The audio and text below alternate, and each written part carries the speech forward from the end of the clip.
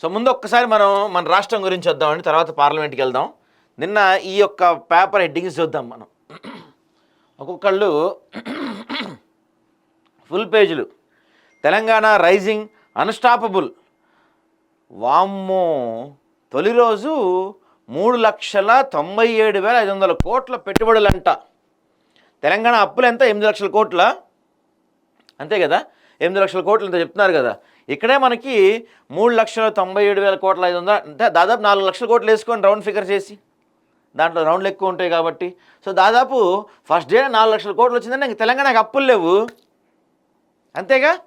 తెలంగాణకి అప్పులే లేవు, ఇక అప్పులు లేని తెలంగాణ అయిపోయింది. వీళ్ళు 4 లక్షల కోట్లు రాశారు. పాపం ఆంధ్రజ్యోతికి ఎంత ఇచ్చారో ఫిగరు వీళ్ళు పాపం 2,43,000 కోట్ల దగ్గర ఆగిపోయారండి. వీళ్ళకి అప్డేట్ రాలేదేమో. పెట్టుబడుల సునామీ అంట. జాగ్రత్త. మరి నేను అందరూ బాగానే ఉన్నారుగా హైదరాబాద్లో. పెట్టుబడుల సునామీ వచ్చిందంటే ఎవరన్నా కొట్టుకుపోలేదు కదా.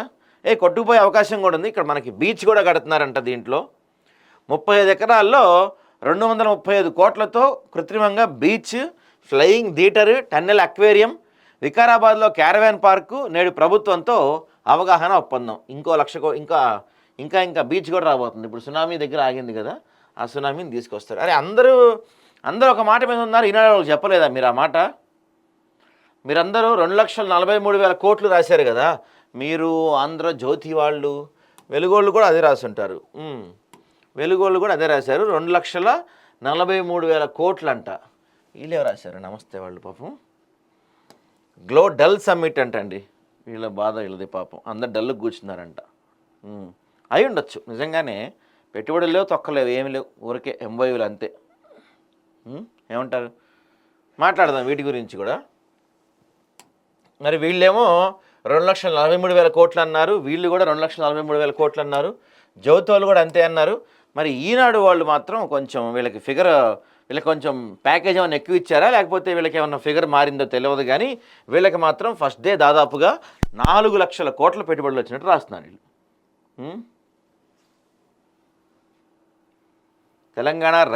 తెలంగాణ రైజింగ్ గ్లోబల్ సమిట్ వేదికపై గవర్నర్ జిష్ణుదేవ్ వర్మ, ముఖ్యమంత్రి రేవంత్ రెడ్డి, కేంద్ర మంత్రి కిషన్ రెడ్డి, డిప్యూటీ సీఎం భట్టి విక్రమార్కలతో CS, TVS supply chain solution executive chairman, Nobel గ్రహీత కైలాష్ సత్యార్థి, అపోలో ఆసుపత్రి executive vice chairperson Shobana Kamineni, Trump media and technology group corp director Eric Swider ఉన్నారంటండి. సో ఒక స్ట్రీట్కి ట్రంప్ పేరు పెట్టగానే ఎంత డబ్బులు వచ్చినాయో చూసారా? ఒక స్ట్రీట్కి ట్రంప్ పేరు పెట్టారు. ట్రంప్ పేరు అలా పెట్టగానే ట్రంప్ మీడియా వాళ్ళు వచ్చి 80,000 కోట్లు ఎంత ఇన్వెస్ట్ చేశారట. మరి అదే చేత్తో పుతిన్ పేరు, కిమ్ పేరు, హిట్లర్ పేరు, ఇట్లాంటి వాళ్ళ పేర్లు కూడా పెట్టచ్చు కదా. ఇంకా పుష్కలంగా పెట్టుబడుల వరద పొంగి పొర్లిద్దేమో చూద్దాం మనం. ఏమంటారు? ప్రపంచ దేశాలతో పోటీ పడేందుకు సిద్ధమయ్యాం. 2047 నాటికి దేశ జీడిపిలో 10% వాటా అందిస్తాం. 3 ట్రిలియన్ డాలర్ల ఆర్థిక వ్యవస్థ మా బృహత్తర లక్ష్యం అంటండి. గ్లోబల్ సమ్మిట్ ప్రారంభంలో ప్లీనరీలో సీఎం రేవంత్ రెడ్డి చెప్తున్నారంట. సదస్సు ప్రాంగణంలో సీఎం రేవంత్ రెడ్డికి హాయ్ చెప్తున్న రోబో. దీన్ని చూసి మనం సంబరపడిపోయారు ఈ రోబోని చూసుకొని.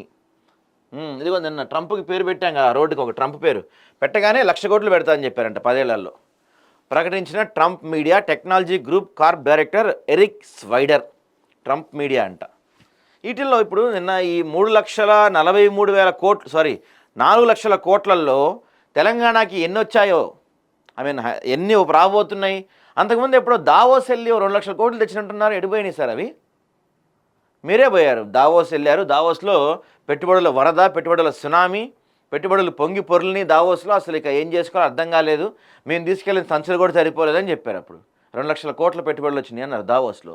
ఇప్పుడు నేను ఒక్కరోజు దాదాపుగా 4 లక్షల కోట్ల పెట్టుబడులు వచ్చినాయి అని చెప్తున్నారు. సో ఇవి ఒక 4, ఒక 2 వేసుకోండి, 6 లక్షల కోట్లు. సో తెలంగాణ అప్పులు తీరిపోయినట్టేనా అయితే? ఇక మొన్నటి వరకు అప్పులే మొత్తం గత పెద్ద మనిషి చేసిన కేసీఆర్ చేసిన అప్పులకి మిత్తిలు కట్టినకే సరిపోతున్నాయి, ఏం లేవు, నన్ను నిలువునా కోసినా అడ్డంగా ముక్కలు కోసినా నా కాడ నుంచి రూపాయలు వెళ్ళని చెప్పారు మీరు. ఈరోజు మీరే చెప్తున్నారు దావోస్లో 2 లక్షల కోట్ల పెట్టుబడులు వచ్చాయని చెప్తున్నారు. నిన్న ఇక్కడ 4 లక్షల కోట్ల పెట్టుబడులు వచ్చాయని చెప్తున్నారు. సో మొత్తం చూసుకుంటే దాదాపుగా 6 లక్షల కోట్ల పెట్టుబడులు తెలంగాణకు వచ్చి ఉండాలి. ఈ పాటికి ఎన్ని వచ్చాయి? సరే ఇదంటే నిన్నే జరిగింది, దీని గురించి పాపం మిమ్మల్ని నేను ఎక్కువ ఇబ్బంది పెట్టను. కానీ దావోస్ జరిగి 1 year అయింది కదా. 1 ఇయర్లో దావోస్లో మీరు 2 లక్షల కోట్ల ఎంఓయూలు తీసుకొచ్చామని చెప్పారు. మరి ఆ 2 లక్షల కోట్ల ఎంఓయూలు ఏవి? ఎన్ని కంపెనీలు మొదలయ్యాయి? ఎంతమంది పెట్టుబడులు పెట్టారు? మీరు వాళ్ళకి ఎంత భూమి ఇచ్చారు? వాళ్ళు ఎందుకు వచ్చారు, ఎందుకు రాలేదు, ఎంతమందికి ఉద్యోగాలు వచ్చాయి, తెలంగాణ యువతకు కావచ్చు, హైదరాబాద్ యువతకు కావచ్చు ఎంతమంది ఉద్యోగాలు వచ్చాయి, దానివల్ల ఎంత డెవలప్మెంట్ అయింది, ఒక వైట్ పేపర్ రిలీజ్ చేయండి చూద్దాం. మీరు దమ్ముంటే ఒక వైట్ పేపర్ రిలీజ్ చేయండి. మీరు కబుర్లు చెప్పమంటే తెల్లారులు చెప్పాడంట. అట్లా ఉంది ఈడు 4 లక్షల కోట్ల పెట్టుబడులు అంట.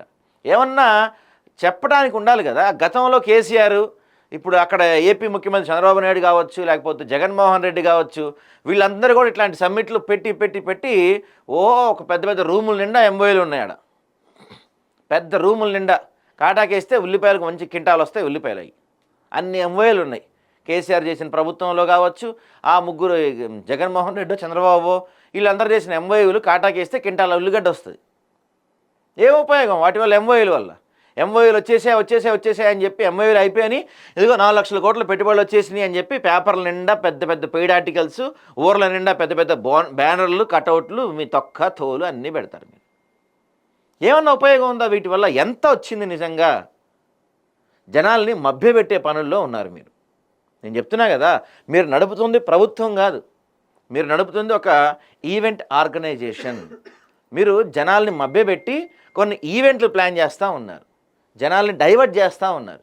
అంతకుమించి నాకైతే ఇక్కడ ప్రత్యేకంగా మీరేదో ఇరగదీస్తుంది పొడుస్తుంది నాకేం కనపడుతుందా మీ దగ్గర నుంచి. మీరు ఇరగదీస్తుంది పొడుస్తుంది నాకేం కనపడుతుందా. జస్ట్ ఈవెంట్ ఆర్గనైజ్ చేస్తున్నారు. ఈ ఈవెంట్ అయిపోద్ది, ఇప్పుడు గ్లోబల్ రైజింగ్ ఇవాళ రేపు ఉంటుంది. ఈవెంట్ అయిపోగానే ఓ 2 రోజులు గ్యాప్ తీసుకుంటారు. మళ్ళీ మెస్సీతో ఒక మ్యాచ్ ఉంటుంది.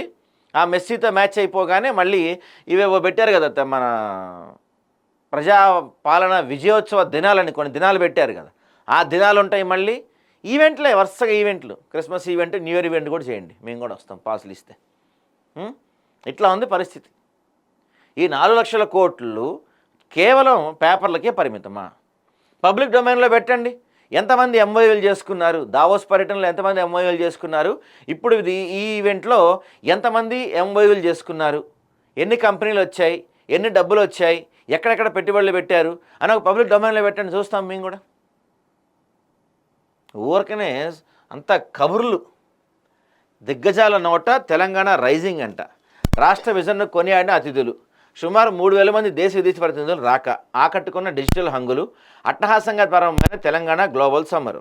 అంతేగా మరి. ఇప్పుడు మనం ఒకరిని పెళ్ళికి పిలిచామండి, ఎవరినో ఒకరిని మనం పెళ్ళికి పిలిచాము.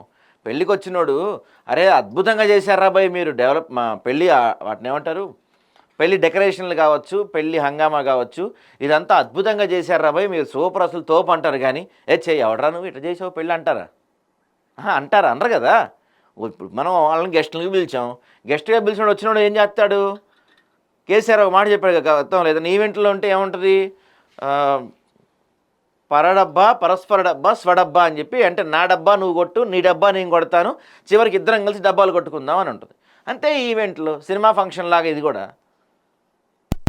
వచ్చిన వాళ్ళందరూ రేవంత్ రెడ్డి తోపు, తెలంగాణ తురుము, ఇక రైజింగ్ తెలంగాణ ఎక్కడికో అట్లా వెళ్తూ ఉంది, మనం గట్టిగా పట్టుకోవాలి, అన్స్టాపబుల్ అయిపోతుంది, దీన్ని ఆపాలి అని చెప్పి పిఆర్ఓలు ఎవరో కూర్చొని ఏ పేపర్కి ఎంతెంత ఇవ్వాలి, ఏంటి హెడ్డింగ్స్ ఏంటి, లేకపోతే రేపు ఎంత పెట్టుబడి అని చెప్పాలి, ఇట్లాంటి ఎన్నో లిస్ట్ స్టడీ చేసుకొని పంపిస్తే ఇట్లా 4 లక్షల కోట్లు అని చెప్పి రాస్తారు. మనకి 4 లక్షల కోట్లు పెట్టుబడులు అంట వన్ డేకి. మరి ఇలా ఎంత చెప్పి, వన్ డే కూడా కాదండి, నిన్న హాఫ్ డేనే, నిన్న మధ్యాహ్నం నుంచే జరిగింది. 2 నుంచి స్టార్ట్ అయింది కదా, 2 నుంచే 4 లక్షల కోట్లు వస్తే వాళ్ళు డే మొత్తం ఉంటే ఇంకేందో పరిస్థితి. రేపు ఎంత పెద్ద ఫిగర్ చూడాలో రేపు మనం. జాగ్రత్తగా ఉండండి, రేపు అంతా సునామీలు గట్రా వస్తాయంట. తెలంగాణ గ్లోబల్ సమ్మిట్లో పెట్టుబడులు వెల్లువెత్తాయి. సదస్సు తొలి రోజైన సోమవారం 3,97,500 కోట్ల పెట్టుబడులకు పలు కంపెనీలు ప్రభుత్వంతో ఒప్పందాలు కుదుర్చుకున్నాయి. సమ్మిట్ ప్రాంగణంలో సీఎం రేవంత్ రెడ్డి, ఉప ముఖ్యమంత్రి మల్లు భట్టి విక్రమార్క, ఐటీ పరిశ్రమల శాఖ మంత్రి దుద్దిల శ్రీబాబు సమక్షంలో కంపెనీల ప్రతినిధుల ఒప్పందాల పత్రాలు మార్చుకున్నారు.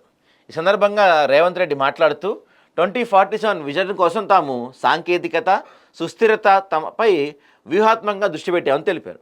దీన్ని సాధించే దిశగా అడుగులు వేస్తున్నామన్నారు. ఈ పెట్టుబడులు ఉద్యోగాల సాధనలో, ప్రపంచ మౌలిక వసతుల్లో దేశ ఆర్థిక ప్రయాణానికి తెలంగాణ నాయకత్వం వహించేందుకు ఉపకరిస్తామని పేర్కొన్నారట. ఇక రిలయన్స్ గ్రూపుకు చెందిన వంతార తెలంగాణ ప్రభుత్వ భాగస్వామ్యంతో ప్రపంచ స్థాయి వన్యప్రాణుల సంరక్షణ నైట్ సఫారీ ఏర్పాటుకు ముందుకు వచ్చింది.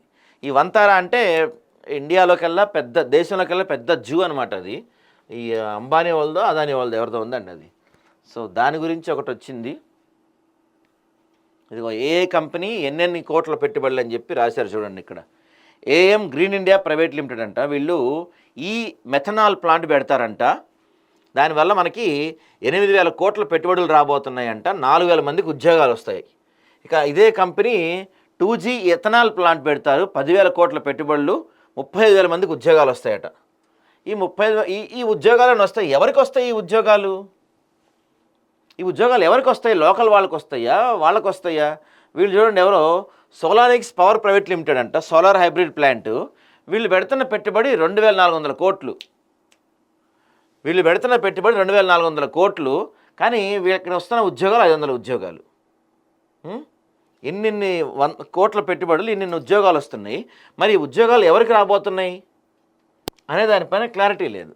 దీంతో పాటుగా ఇక గ్రీన్ ఎనర్జీ విభాగంలో కొన్ని సంస్థలు పెట్టుబడులు పెట్టబోతున్నాయంట. వాటి విలువ చూడండి. ఇక deep tech, future city and core infrastructure 104,000 కోట్లు పెట్టబోతుందంట. బ్రూక్ఫీల్డ్ యాక్సిస్ వెంచర్స్ కన్సారియం 75,000 కోట్లు, విన్ గ్రూప్ 27,000 కోట్లు. అమ్మో, అన్నీ చదవలేకపోతున్నామండి. ఇన్ని కోట్ల. నిజంగా వస్తే బాగుండు ఇవన్నీ కదా. నిజంగా వస్తే ఇవన్నీ తెలంగాణ రూపురేఖలే మారిపోతాయి. కానీ ఇవేమి రావు, ఊరికే చెప్పుకోనికే ఇవన్నీ. సీఎంఓలు ఏమైనా ట్వీట్ చేశారో చూద్దామా. వీళ్ళు పెడతారుగా స్క్రైబ్ వాళ్ళు ఏమన్నా. కిషన్ రెడ్డి అలిగినాడు కదండి అక్కడ. East India Company owner Megha కృష్ణారెడ్డితో గ్లోబల్ సమ్మిట్ వద్ద ముఖ్యమంత్రి రేవంత్ రెడ్డి. ఈ మెగా కృష్ణారెడ్డి ఎక్కడన్నా ఉంటాడు.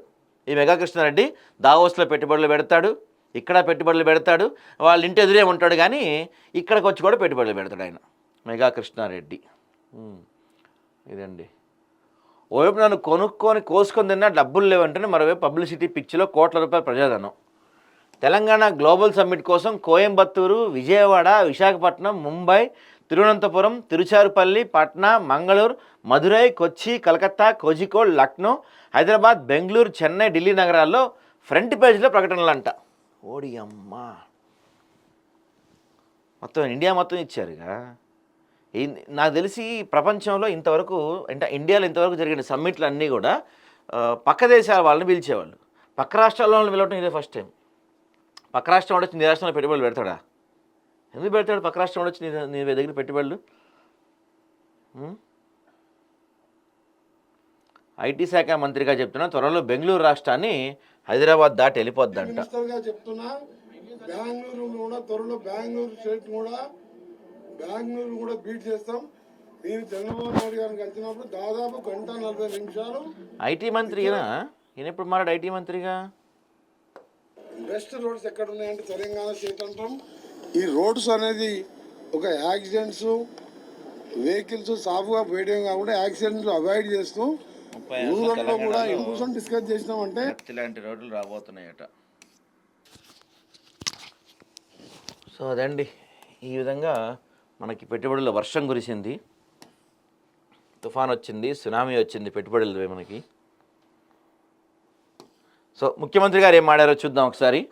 తెలంగాణ రైజింగ్ అన్స్టాపబుల్ అని, రైజింగ్ 2047 లక్షలు సాధించేందుకు సదస్సుతో అడుగులు పడ్డాయని సీఎం చెప్పారు.